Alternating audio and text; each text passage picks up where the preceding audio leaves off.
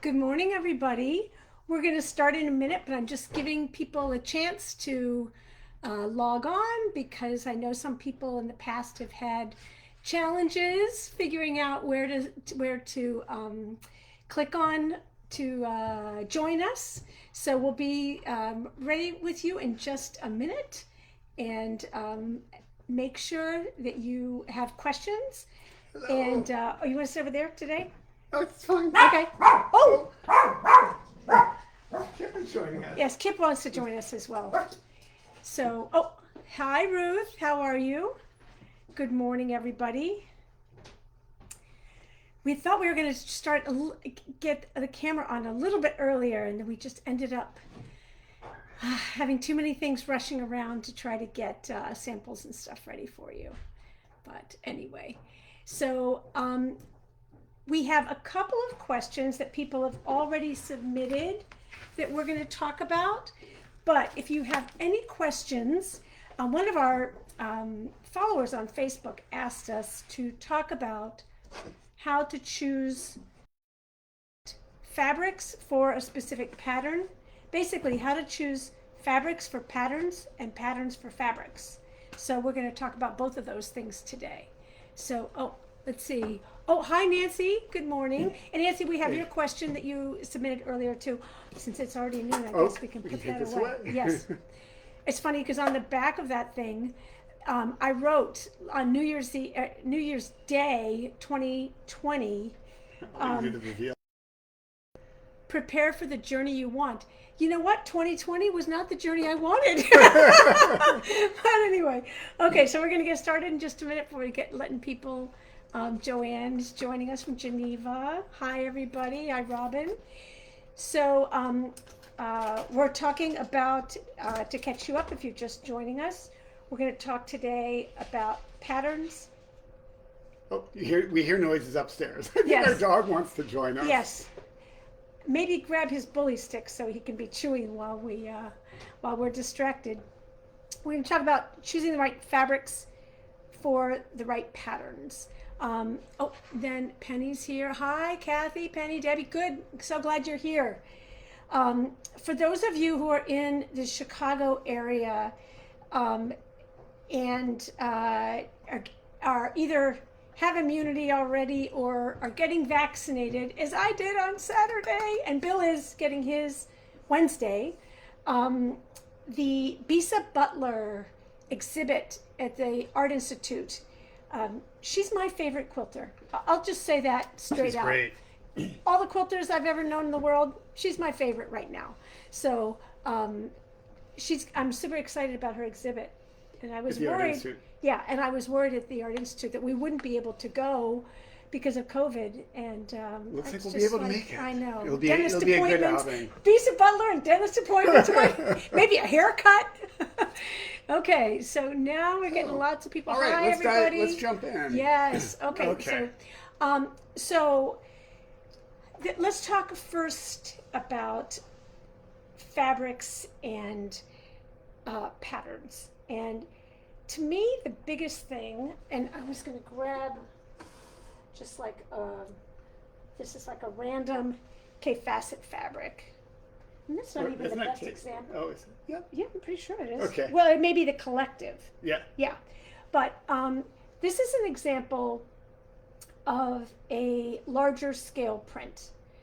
And the absolute most important thing, and there are people who will disagree with that, and that's fine too, but the best advice I can give you about choosing fabrics for a specific pattern is to look, can you grab one of those, just any quilt,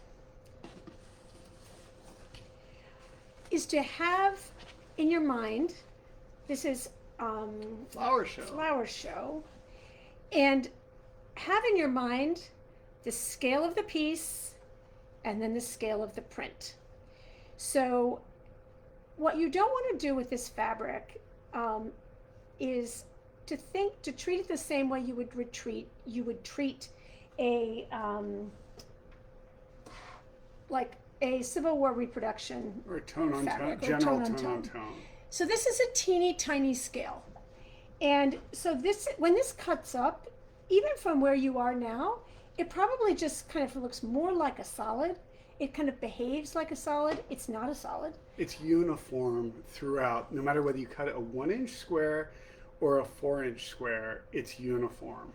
So, um, if for a pattern like this, like flower show, it would be not so interesting to have a teeny tiny print,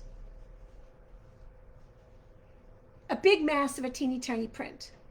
Whereas if you look at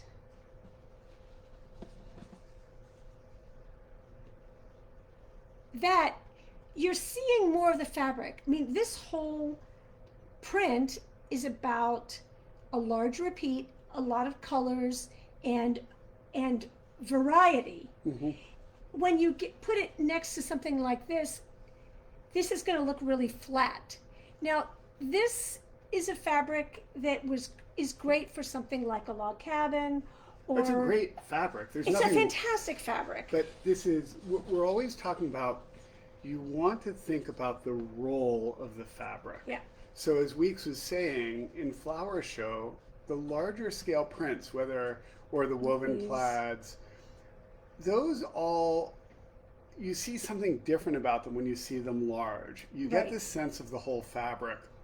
Whereas those vertical bars, the kind of intense red bars, we chose a solid, but you could have also used a tone on tone. You basically wouldn't want something with a discernible shape there, because the important thing is, there you go. And obviously we know that's not the right color. That's not the right color, but we're just talking about the idea. roll. That the idea is the function of the red strip is to separate. So it has to be distinctly different. It kind of frames the individual large scale prints. And so that it's a very interesting thing, thinking of the role of each fabric. But the scale of it is really important. And I saw a quilt recently where somebody had taken some large scale K-facet fabrics and cut them into teeny tiny pieces. And I thought, you don't get the sense of the fabric anymore. No. You still get the color, but you lose the beauty of the repeats and the motifs. And the kind of the vivaciousness of it. You lose that if you cut it up too small.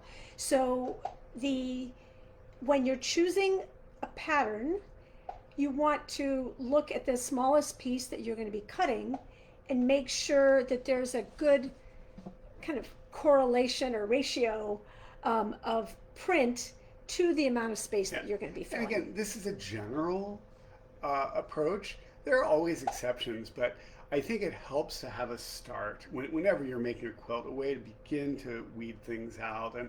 And one of the most common things that we see is people go into a quilt shop and fall in love with a fabric because of the scale, the color, the pattern, and they fall in love with a quilt pattern. And they often put the two together without thinking of whether that's the right fabric for the role that's needed in that pattern. So we've got a few quilts lined up to show you how we would kind of make that jump from scale to the next step. So you want to go ahead? This flower show quilt is one of the patterns in our Fat Quarter Love, and that has 8 patterns in it. And what I love about this is people do collect fat quarters of kind of fancy prints. And these are from many different collections. This is not a quilt made with one bundle at all. There are lots of different designers represented here. But the key when we're talking about matching fabrics and the role of them in the pattern, we went with the white because it gives you very clean edge that separates and kind of brightens up all of the prints.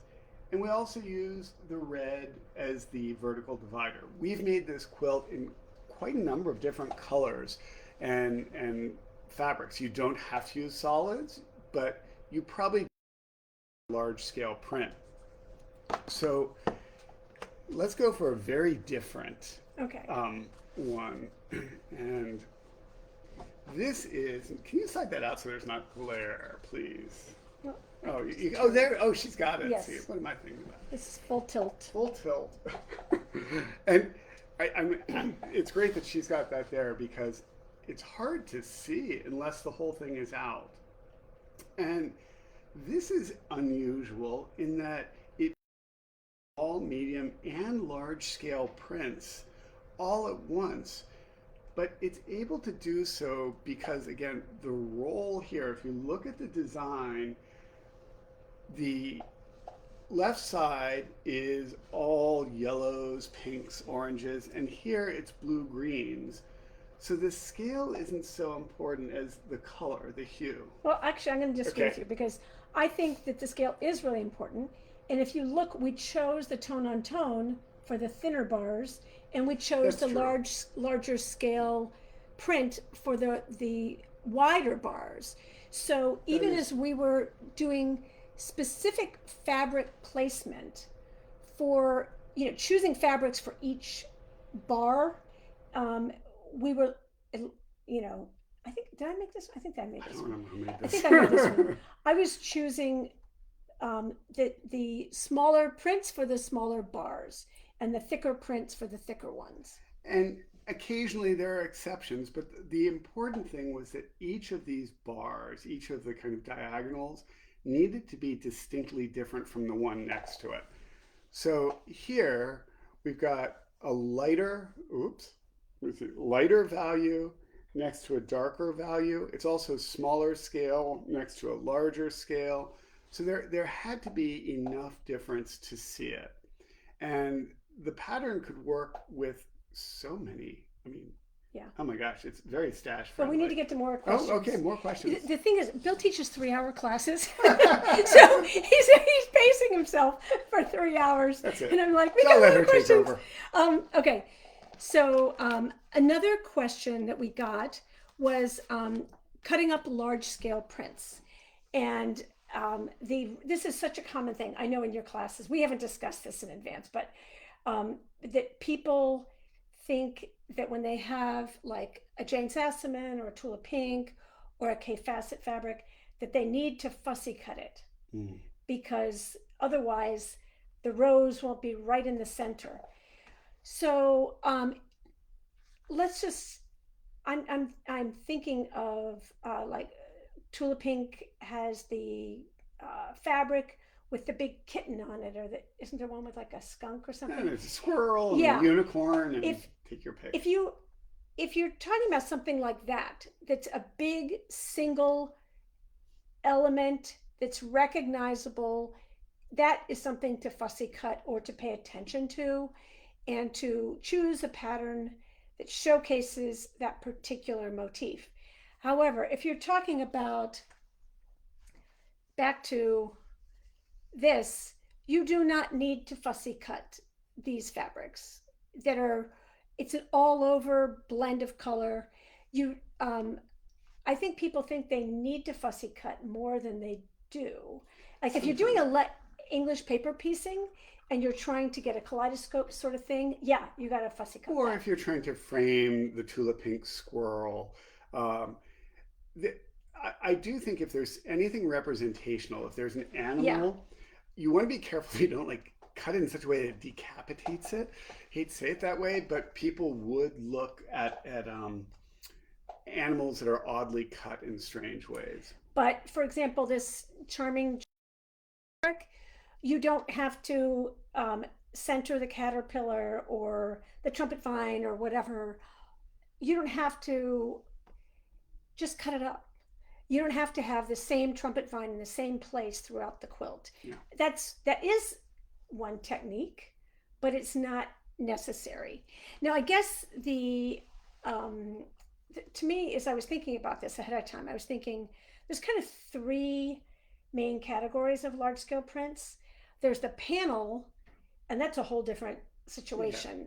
It's kind of like a cheater cloth or a big piece that is intended to be used as one. It's like a big Christmas deer pre-designed or motif, Santa or something like okay, that. You fussy cut That you fussy cut that. And that's never going to be anything other than a panel quilt unless you decide to resize the panel or something. And then there's novelty prints. So when I did the American Patchwork and Quilting Challenge, where I met them at the quilt shop and they dumped out about 50 pounds worth of fabrics, somebody had Cape Cod fabrics and like cowboy fabrics. And my recommendation with that is that, like, you don't want to decapitate anybody, but you don't have to center the cowboy on every single panel. You just want to make sure that nobody's missing heads or limbs or anything. I'm laughing that, quick aside, when I worked in East Africa and I was visiting Malawi and I wanted to buy, they had commemorative fabric with the president's head on it in Malawi. And there was a law that you had to cut around the head. You would be imprisoned if you cut the president's head. Yikes. So, so novelty prints, I think, you can weigh in on this. I think with novelty prints, let's just say, if they're the Cape Cod fabrics, get a bunch of Cape Cod fabrics because it's never, especially if there are words on it, it's never going to blend with a batik. For example, you're not going to put like one Cape Cod fabric that says Cape Cod on it and has like the lobster, traps and stuff in it. It's too recognizable. You got to go all out. Yeah, so you're going to make a Cape Cod quilt. It's kind of like Christmas fabric in general. You're not going to just put one Christmas fabric. I like to actually go, the word you just used, recognizable. There are some things that if you have a cowboy in your quilt, in a novelty fabric, that quilt is going cowboy right there. Right. You can't dodge it. It's like the elephant in the room. You're not going to have one cowboy print, a bunch of other... Yeah, let's say you're making a quilt that has 15 fabrics and you just have a bunch of different browns and tans, and you happen to have a brown and tan cowboy fabric in your stash, but everything else is kind of a blender or just an abstract thing. Everyone will see the cowboy and think of it as the cowboy quilt. And I say it's the same thing with text on quilts.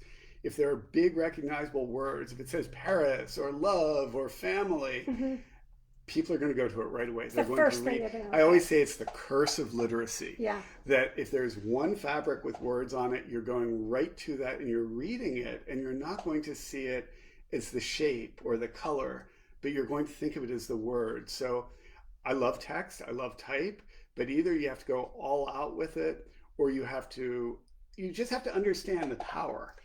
I'm having this flashback to the time that you were teaching someplace and you texted me this picture of this woman who had a collection of fabrics with men with their shirts off.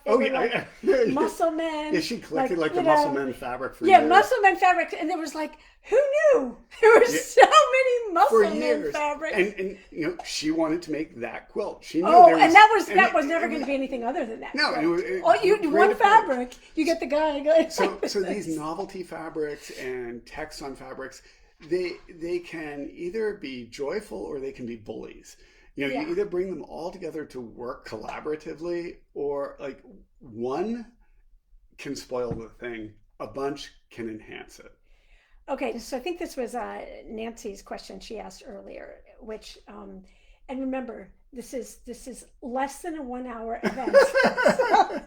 so plan your words strategically. What makes a great quilt? Okay, so I think in terms of that, it's kind of four things: color combinations, pattern, and craftsmanship, to me, are key. And if you don't have one of those things, you're in trouble. Not in trouble, but it's not going to be because I think she made the comment that she had spent a lot of time on something and she didn't feel like it was her best work. And I know somebody else who spent 3 years on a quilt and, had a schedule and everything, and then realized at the end that her background fabric was the wrong color.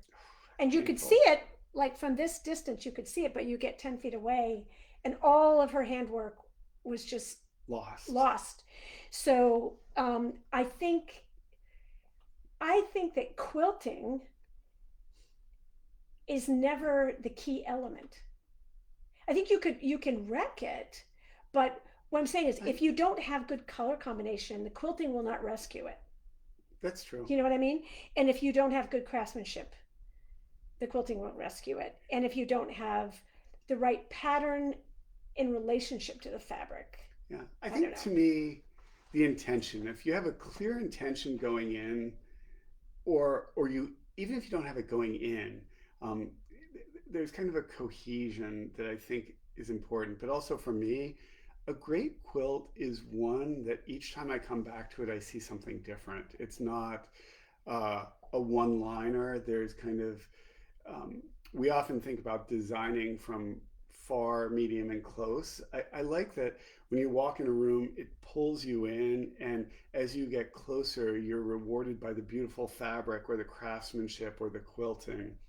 So, um, my really quick response when this was a big question when I was judging an art quilter, a traditional quilter, and me, and we actually agreed on 98% of all the quilts from different genres because we were looking for those great quilts, and it was where all those components came together.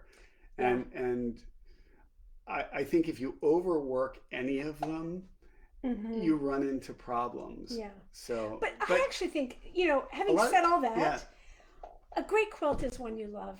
and you respond to. I think Yeah. like to Yeah. me, it doesn't even have to be the best craftsmanship. I love great craftsmanship, but if you love it, if it makes you happy, that's a great quilt. I mean, I'm not a big when I go to national quilt shows and there's the winner's podium, those are rarely the quilts that would be the great quilts in my book. Yeah. They're quilts I deeply respect. I respect the time, I respect the craftsmanship, but I think for me, they often have a disconnect with Yeah. the joy of making quilts that's important to But me. clearly they inspire other people. Exactly. And then, That's why I'm so not. it's always tricky. Yeah. So I'm going to just look through and see other questions. Let's see. Let's see. What are suggestions for patterns that use bold and big prints? Okay, so can you please get, since you're on the side where the magazines are, um, our Party of Four is a really good one. This is one of our best-selling fabrics or patterns because they're just big. This has been around for like 10 years or so. Actually, even longer than that. Oh, This you can use any collection of anything. It can be Halloween fabrics. It can be large scale. It could be the Muscle Man. Here we go. And here I want to give a quick example of this Party of Four quilt. These are all kind of really gentle pastels, but they're medium and mostly medium scale. Some are larger scale. And what's interesting is a simple four patch, as long as you have a contrasting thin sashing there, Yeah. they kind of unify and read as a square. And we've made drop that. it on Oh, sorry. I thought I was hanging it up there. No. But we've made that in quite a variety of fabrics. And these aren't, you asked about big and colorful. These aren't bright. But it's the same idea. The same idea that when you look here, the fabrics within each of the four patches are quite different. Sometimes there's stripes and florals and paisleys, but they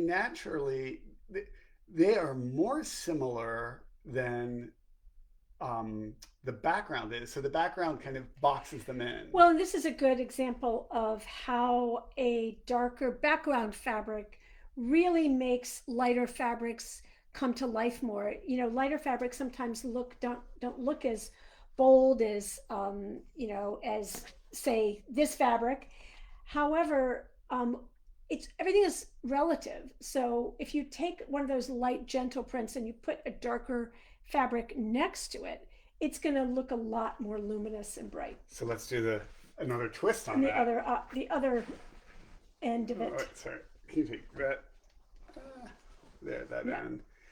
This is the exact same party of 4 with darker fabrics and this really kind of just a gray chambray as the background. And a chambray is a woven where one direction it's a dyed thread and the other it's natural. So it's kind of a charcoal gray cross woven with natural.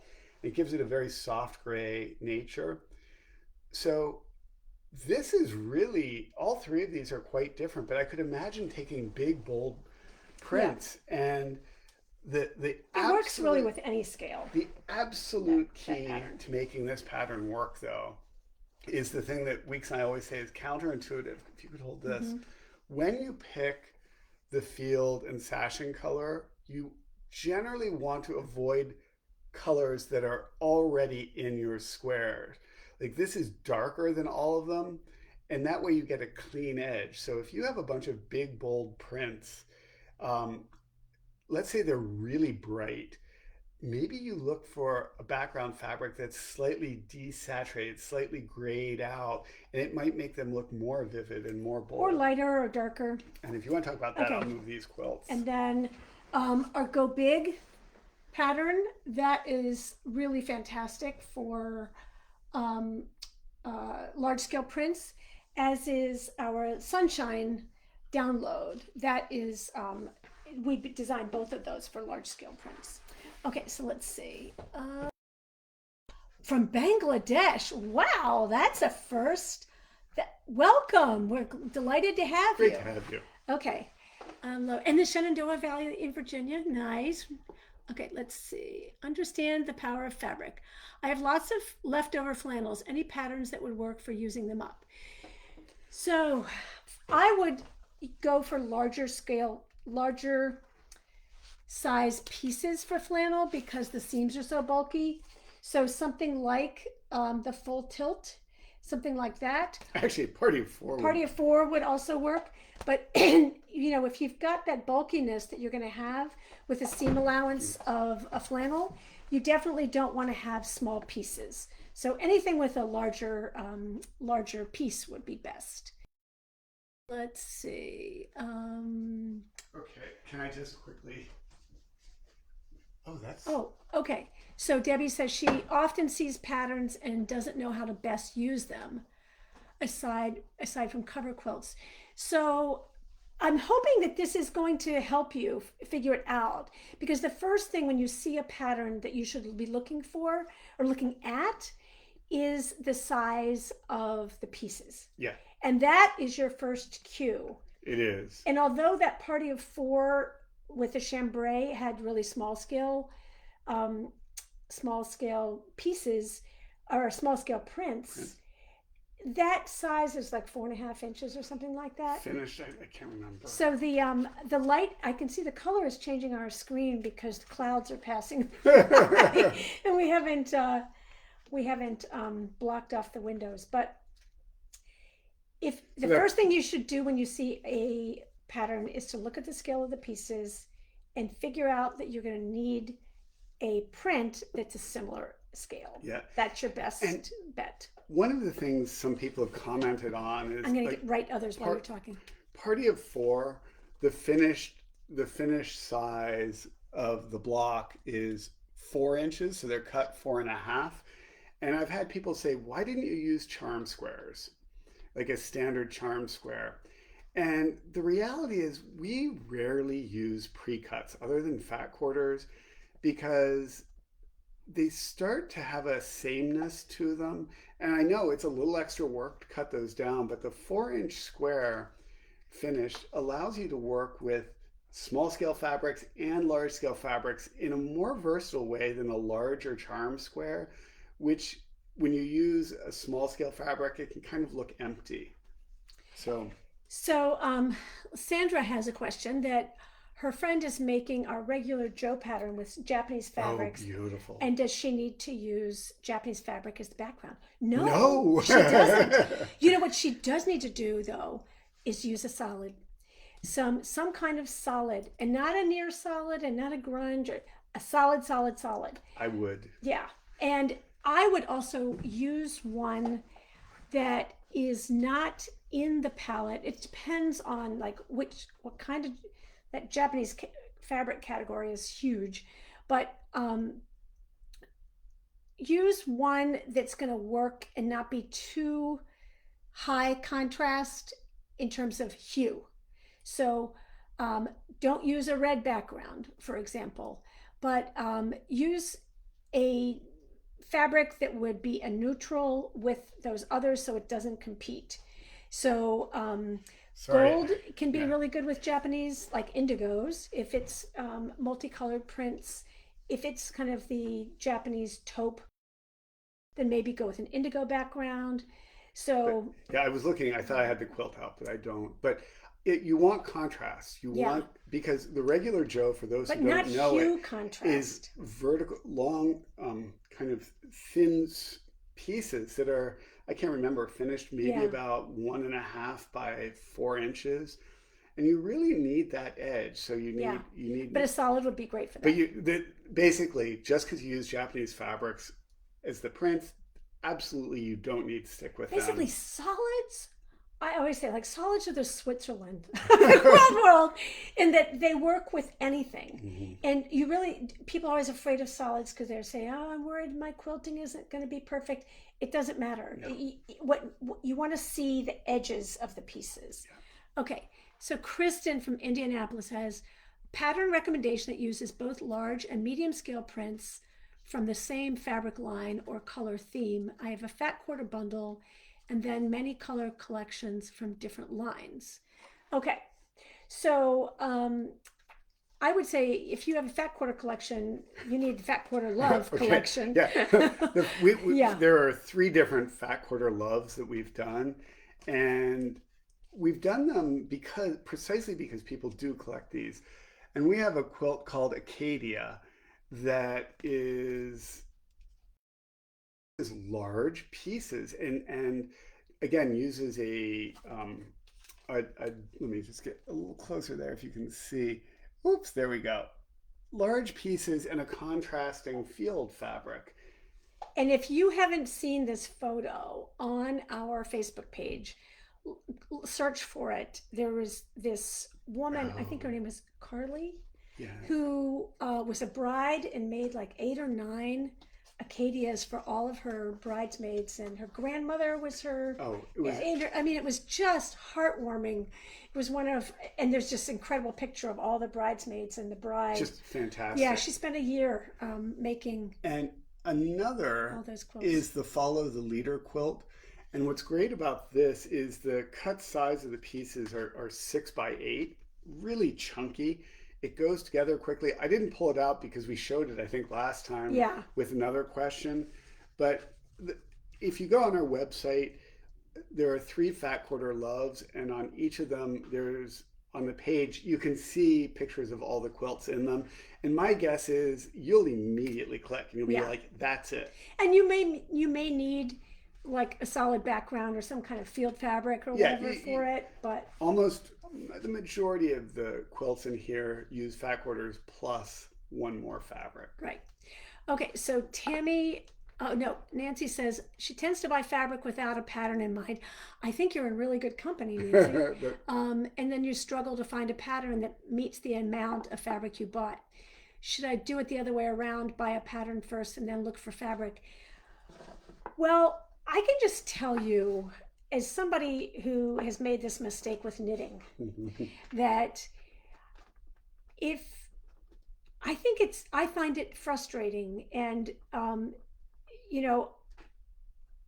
21 years into being full-time quilters, I can tell you that when we are, like the last time we were in Japan and we saw a bunch of fabrics that were fantastic, we have the ability, because we've made so many quilts, to say, okay, there are 16 fabrics here.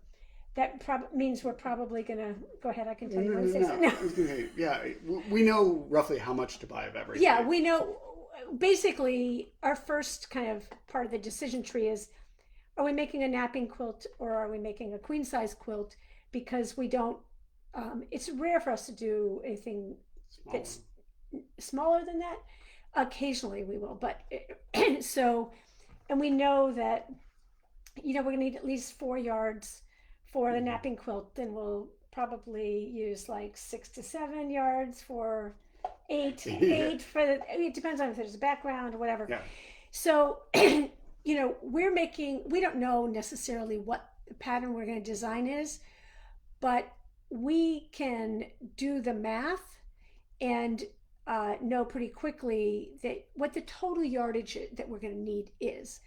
I think it's really tricky if you buy yardage. If you go in and say, I want a yard of this, a yard of that, I think that can be tricky. Fat quarter bundles are a little bit different because you already have a palette there, and you can typically find fat quarter friendly patterns. But yeah, but I think it's wise to start with a pattern and find yardage. But the challenge is you know, fabrics stay in print for a very short time. So if there's something you absolutely love, I get it, you're drawn to it, and we're always asked, how much should I buy? And it's tricky because too much stash brings you down and becomes a burden. Too little and you don't have as much to work with.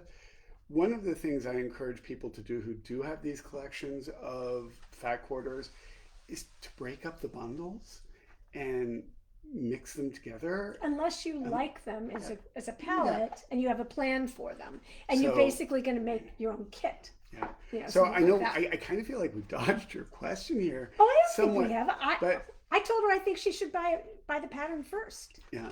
Yeah. I do think the difference is, I hope that after this discussion, you can look at the pattern and really think what is the role for each of the fabrics. Because I think that's really the barrier here. Because you can love a pattern and buy the wrong fabrics because you don't understand how they work. That's a very good point. That what you want to do, and it's hard because there's like impulse control, which I've none. But what you want to do if you're looking for, so for example, our what's the name of this quilt? Retro quilt. Our retro quilt. We made this. Oh, you've got it right there. I didn't even see it. We designed this specifically for retro fabrics that were starting to become popular. But as we designed it, the first thing we realized is that we were going to need to have a contrasting background print. And so let's say you had a bunch of retro prints and you didn't have a pattern for it. So if you're doing what Bill is suggesting and you're analyzing what the role of the fabric is in the quilt, then you might say, oh, I can make this and I have 10 fat quarters, but I need 13. So then I got to go find 3 fat quarters to round out the project. So, you know, it's kind of sacrilege to say this, you know, when you sell fabric, but I want people to buy intentionally with a plan in mind, because then it's not going to sit on your shelf. Yeah, that's we actually talk people out of buying fabric sometimes if it's not the right fabric. Yeah. But this again, I'm going to look at questions. This was in issue 7 of Modern.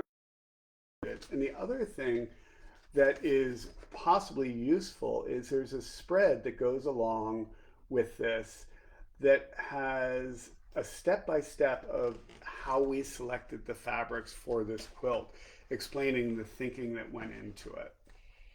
So the next question is, Tammy wants to know about using stripes in fabrics in quilts.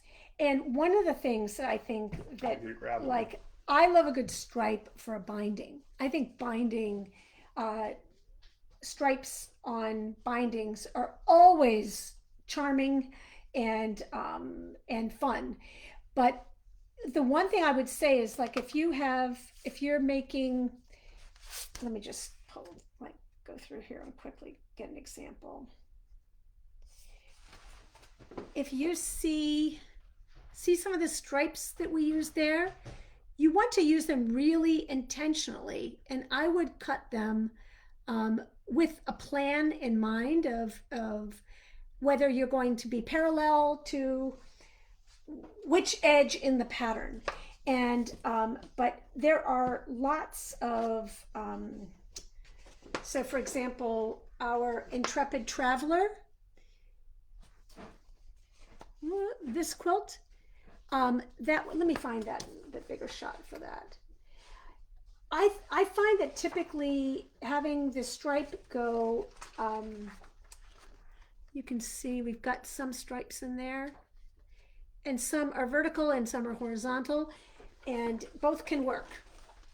Oh yeah, that's a good one too. This is our Magic Inch Quilts publication, which is all about a technique we have. And there's a quilt called Whiskers. But I wanted to bring up, I can't believe you one found that block. This, you basically make a square, sorry, it was a little wrinkled there. You make a square and square and then slice through it in 3 places and add in, this is a K facet the caterpillar stripe. And what's fun about it is by not cutting the stripe in the same exact place, the stripes don't line up, but they kind of feel like they're moving through the whole block. And the overall piece, the overall quilt, sorry, looks like that. From a distance, you don't even see that there's stripes. Can you show them the previous page, the pretty shot where they can see it more? Oh, that's what I started with. There we go. Yeah. Okay, yeah. So you get that kind of fence rail movement, but in a very contemporary way. So Becky says that she buys at least 3 yards. Wow. Well, bravo if that works for you. That's a lot of fabric, and so if you have the storage for it, or you're more restrained than some of us. That's I would say a yard and a half is a minimum. I wouldn't, unless you're going to make something scrappy, I wouldn't buy a half a yard. But if you have 3 yards, you can do a lot. That puts you in a great, you have a wonderful if you have the ability to do that. Okay, when do you decide to use only solids for a quilt? When we're looking for something that's really graphic. Will you get it? Okay. When we were designing quilts for Quilters Guide, we were thinking about quilts that would be really graphic and bold, and that's a really good time to use solids. I'll also talk about when we don't use solids. I think we rarely use all solids on a baby quilt because, let's face it, they show stains. Yeah. But the Infinity quilt is, that just wouldn't work as well with prints. No. That's it's all about kind of the subtlety of the color work. So that is our Quilter's Guide to Solids publication that is nothing but solids. However, we also occasionally do a solids quilt in Modern Quilts Illustrated number 14. I think one of my favorite quilts we've ever made is Rank and File. Yeah. And this, pretty proud of that one, is all solids. It's 150, did we say? Yeah. 150 different solids. And it's a very interesting approach. There are about 30 different blocks, and it's a mix and match. So you get curves and triangles and diamonds, or you can, the thing that's nice is that you can decide, like, if you don't want to do curves, you don't have to do that block. Yeah, you can just do another block. But so we wanted that to be, you said, when do you use solids? This was an appropriate place to use them because we wanted it to be about the forms and the color. And with solids, you see nothing but the shapes. And Kathy said she loves beach glass and argyle for that as well. Glass, that's a blast from the past. I know. Beach glass. Oh, I Gosh, love B that is a flat. long That time was on the ago. cover of our book Quilts Made Modern, which is still Yeah. available online. Yeah. We actually On don't demand. we don't have it, but Yeah. it's available. So, uh, I think the general, let's see, anybody else have any questions? I think I've gotten them all. Yes. Great. Um, I think the if you are someplace and you see fabrics and you don't have a pattern, um, you need to realize that if you're just going to buy a fat quarter of it, you're probably going to need to add some other things to it. If Mhm. it's if it's only like a dozen fabrics or something like that. But sometimes there are situations where you will be someplace and you will see a fabric that you love, and uh, you know I think I think you have to decide at that moment, is this going to be a scrappy quilt, or is this going to be um, a, a single fabric quilt, like, a split decision quilt or Mhm. something like that. But I think a yard is a good starting point. It is. If you have the money in storage to buy 3 yards, you will not you'll find a use for it for sure. Yeah, and I think since fat quarters have come up, and there are these quilts that people buy but don't, or fabrics people buy and don't know what to use. In Fat Quarter Love 1, at the back, there is this simple gifts quilt, which just takes 4 fat quarters and Mm-hmm. turns them into a baby quilt with the addition of one sliver, like one little strip of a contrasting fabric that can come from your stash.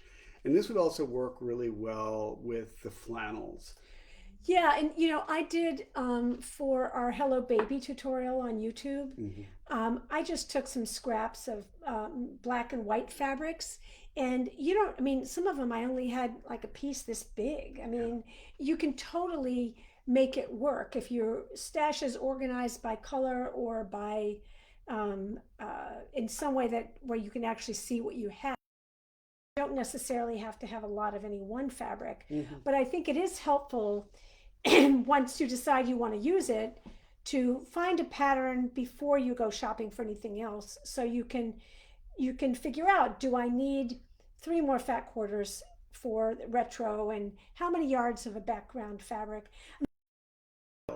Yeah, I think for a background fabric, having 3 yards on hand is not, you would not regret it. No. I guess neutrals, or If I see a you nice know neutral, I wouldn't buy. I'd buy it 2 yards for sure, 2 or 3 yeah, two or yards, three yards for that for because sure. that would be often used for a background. Okay, so Sandra wants Oh, Mary Mecca. Marimekko. Oh my gosh, your mom. So I'll say, like, I grew up in a house back. Do you remember back in the 60s and 70s when Mary Meccos were stretched on frames as large art? We had a lot of Mary Mecco prints in my home growing up, and we've actually sewn with Mary Mecco prints. I haven't sewn Yeah. Marimekko Remember, prints. we got some Crate and Barrel here in Oh, Chicago. right, our daughter's Was one of the first curtains. to Yeah, import yeah, Mary yeah. Mecco, and they used to I have forgot. the Crate and Barrel outlet in Chicago used to have amazing Mary Mecco deals. Yeah. However, the one I was remembering was your mom telling me that in the '70s she spent a fortune on Marimekko fabric and was going to make like a long dress. She made it. Yeah. Yeah. And she said, I had to have a couple of glasses of wine before I could cut into it because the fabric was so She expensive. was so And she was nervous. so worried about it. But so Marimekko, I think Marimekko is best used at large scale. You said you had 6 yards of it. Wow.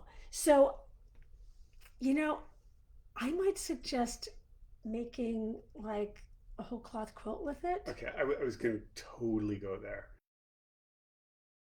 It depends on which one it is. I mean, but binding it with a contrasting binding, but don't cut that up into little. Just please don't. No, no, So little so teeny. I have a couple thoughts there. One is go turn it into a flamboyant backing for a great loud quilt.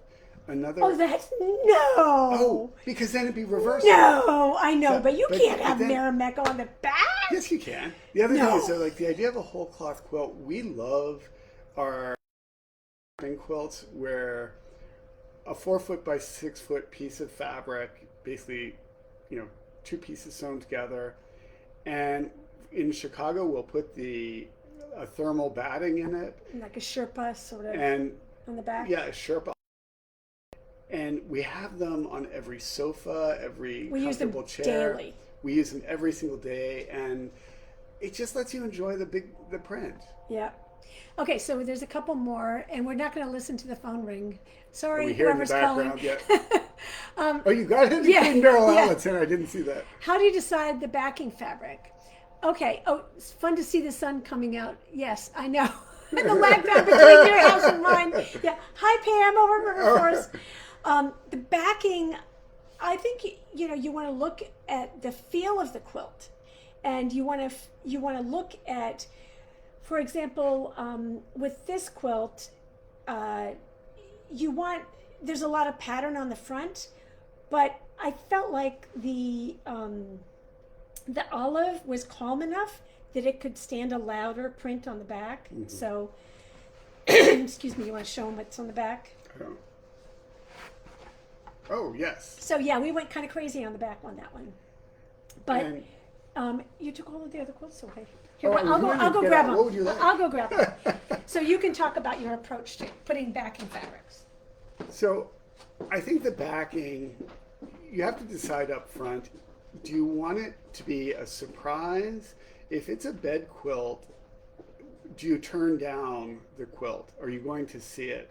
And I see the backing as something that can either bring a smile to your face or can be an unwanted distraction.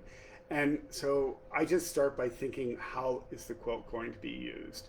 That kind of leads all the other decisions for me. And also, I like pieced backings. They're fun. I think a lot of times it comes down to, do you like the freedom of improvisation? A lot of times I feel like if I'm quilting or piecing a quilt that has a lot of structure, that I'm paying attention to my craftsmanship and my points and my math, sometimes it's nice to just take all the pieces that are left over and sew yardage, just kind of crazy quilted improvisational yardage, and cut that into strips that I use on the back. I love making yardage and cutting it up. So like there was the question earlier about stripes. I like taking strips of fabrics from the stash and just sewing striped yardage and cutting that up. So, lots of ways to deal with this. And so Weeks is bringing right now a quilt that is, oops, actually I wanted the other one first, but this one, we were talking about, this is the Intrepid Traveler, where we had these From Rediscovering Your Stash. Yeah, from Rediscovering Your Stash, our publication. We had all these beautiful batiks and ecats from around the world, and they were all sewn into the same block. But when it came to the back, there's a sleeve on it from an exhibit. It's just huge chunks of the leftover fabrics. It's really in the spirit of the whole thing. Whereas the local hero quilt, and this is from Magic Inch Quilts. This is a more solemn quilt. It's a patriotic quilt. So we just have a simple remember dark blue background. So if you're, it depends on kind of the whole vibe of the quilt. And to me, this like patriotic, to me, would not be like loud and garish. But the other reason to do this is we quilted this in freeform waves in light gray, which you don't see so much on the front, but they become the pattern on the back, and that kind of blowing in the wind sense of the waves really is accentuated by that. Can you hold this up, please? Because it's not a solid. It's just it's a tone on tone. It's like the blender. It's I don't even, on screen. I don't think. But it looks kind of just like a very subtle black on blue print. Black on blue. Okay, we got a couple more minutes here. Let's see what we got. Um, 6 yards or 6 yards for a backing. It depends on the size you're making. Usually, most of ours tend to be about 3.5 to 4 Well, for if napping. a napping quilt, which is about 4 feet by 6 feet US, it takes about 3.5 yards of fabric. A queen generally takes about 8 yards. Yeah. Oh, and I see Lisa. Hi, Lisa. You bought a textile from India at an import store. Big warning here. I love Indian cottons, That's Indian what a lot of prints. those are. The tend, you may already know this from your experience, Lisa, but man, pre-wash, use color catchers. You may have to pre-wash them three A couple times. times. A lot of those have fugitive dyes that bleed a lot. Yeah. When we did our Intrepid Traveler quilt, where we had fabrics from Africa, Asia, well, all over the world, Didn't you do Synthropol? we use Both Synthropol and Retain later? yeah, we use Synthropol and Retain, which we've explained in our publications, but those were pre-washed probably 3 or 4 times to stabilize them. Yeah. And we also have a YouTube video on caring for your fabrics that explains how to use Synthropol and Retain. Yeah, So it's that's- like, should I pre-wash my fabrics? yeah, absolutely. Video, okay. Okay, so wow, what a difference from 2 weeks ago when we Yeah. had our snow day quilt. We did. fairs. Sun's out. The sun is out. Our Sidewalks sidewalks are are dry. clear of We ice. still have sun. We still have some snow out. Yeah, but not the 39 inches we had No, earlier. no, it was quite something. So thanks So for joining great to us. see you all. Thanks for all I your hope we got to all your questions. questions. I think we did. Weeks has been monitoring the Yes, questions I today. have. 15 yards of fabrics from Indonesia is the Yeah. same rule of thumb for pre-washing recommended. Yes. I would. And again, it varies tremendously. There are a lot of Indonesian. We've used a ton of Indonesian fabrics. We have Indonesian friends and Yeah. pre-wash. Yeah. Okay, so PSA for those of you who are eligible for COVID-19 vaccinations, get them if you can. Have somebody help you if it's hard for you to sign up. But let's Get get that. everybody healthy again.